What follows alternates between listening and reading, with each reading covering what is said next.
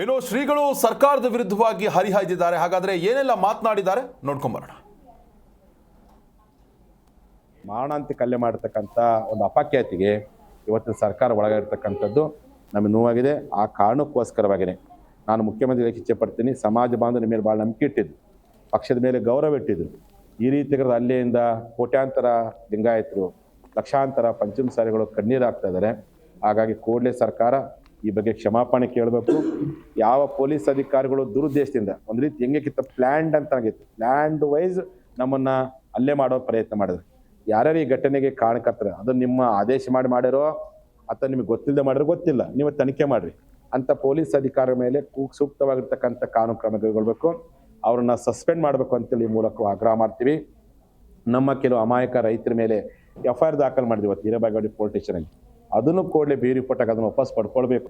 ಎಲ್ಲೇ ಒಂದು ಕಡೆ ಜನರ ನಿರೀಕ್ಷೆ ಏನೈತಿ, ಸಹಜವಾಗಿ ತಾಳ್ಮೆ ಕಟ್ಟೆ ಹೊಡೆದಿತ್ತು, ಸಹನೆ ಕಟ್ಟೆ ಮೀರಿತ್ತು. ಇಂಥ ಜನರನ್ನ ಶಾಂತಿಗೊಳಿಸೋ ಪ್ರಯತ್ನವನ್ನು ADGP ಮಾಡಬೇಕಾಗಿತ್ತು. ಅದನ್ನು ಬಿಟ್ಟು ನೀವು ಲಾಠಿ ಚಾರ್ಜ್ ಮಾಡುವಂಥ ಪ್ರಯತ್ನ ಮಾಡಿದ್ರೆ ಎಲ್ಲೇ ಒಂದು ಕಡೆ ದುರುದ್ದೇಶದಿಂದ ಮುಖ್ಯಮಂತ್ರಿಗಳ ಮೇಲೆ ಅಥವಾ ಸರ್ಕಾರ ಮೇಲೆ ನೀವೇ ಪರೋಕ್ಷವಾಗಿ ಕೆಟ್ಟ ಹೆಸರು ತಂದಿರಿ ಅನ್ನುವಂಥ ಅನುಮಾನ ವ್ಯಕ್ತವಾಗ್ತಾ ಇದೆ. ಆ ಕಾರಣಕ್ಕೆ ಕರ್ನಾಟಕ ಸರ್ಕಾರ ಲಿಂಗಾಯತರ ಮೇಲೆ ಮಾಡಿರ್ತಕ್ಕಂಥ ಈ ದುಷ್ಕೃತ್ಯಕ್ಕೆ ಕ್ಷಮಾಪಣೆ ಕೇಳಬೇಕು. ಕಾರಣರಾಗಿರ್ತಕ್ಕಂಥ ಹಿರಿಯ ಅಧಿಕಾರಿಗಳನ್ನು ಕೂಡಲೇ ಸಸ್ಪೆಂಡ್ ಮಾಡಬೇಕು. FIR ಏನು ಮಾಡಿದ್ರಿ ಅದು ರದ್ದುಗೊಳಿಸಬೇಕು.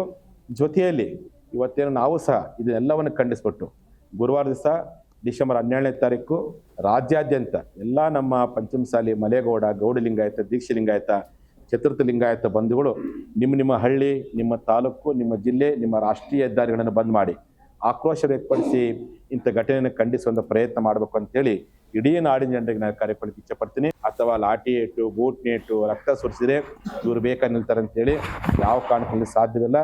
ನಮ್ಮ ನ್ಯಾಯಯುತವಾದಂಥ ಹಕ್ಕನ್ನು ಕೇಳೋವರೆಗೂ ಪ್ರಾಮಾಣಿಕ ಹೋರಾಟ ಮಾಡ್ತೀವಿ, ಶಾಂತಿಯುತ ಹೋರಾಟ ಮಾಡ್ತೀವಿ. 4 ವರ್ಷಗಳ ಕಾಲ ನಾವು ಶಾಂತಿ ಹೋರಾಟ ಮಾಡಿದ್ವಿ. 4 ವರ್ಷಗಳ ಕಾಲ ಬಸವಣ್ಣನಂತೆ ಶಾಂತಿ ಹೋರಾಟ ಮಾಡಿದ್ವಿ.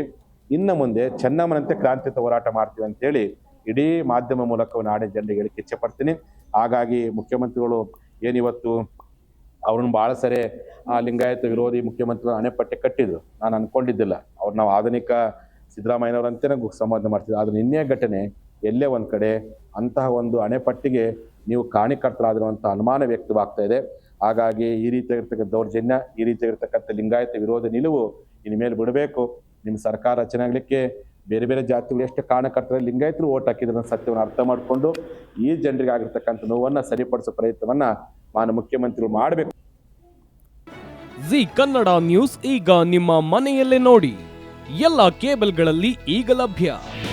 ನಿಮ್ಮ ನೆಚ್ಚಿನ ಜಿ ಕನ್ನಡ ನ್ಯೂಸ್ ಈಗ ಸನ್ ಡೈರೆಕ್ಟ್ ನಲ್ಲಿ number 292, Tata play number 1664, Jio TV number 1334, NXT digital number 30, in cable number 30, city networks 51, U digital number 162, GTPL number 17, Rockline telecommunications number 42, Shri Basaveshwara cable number 168, rural cable network 60, Vinayaka digital 57, Abhishek cable 821, city channel 53, Siddeshwara cable network 57, V4 digital Infotech 628, Surya digital networks 53, Gajanan digital number 836, Malnad infotech private limited number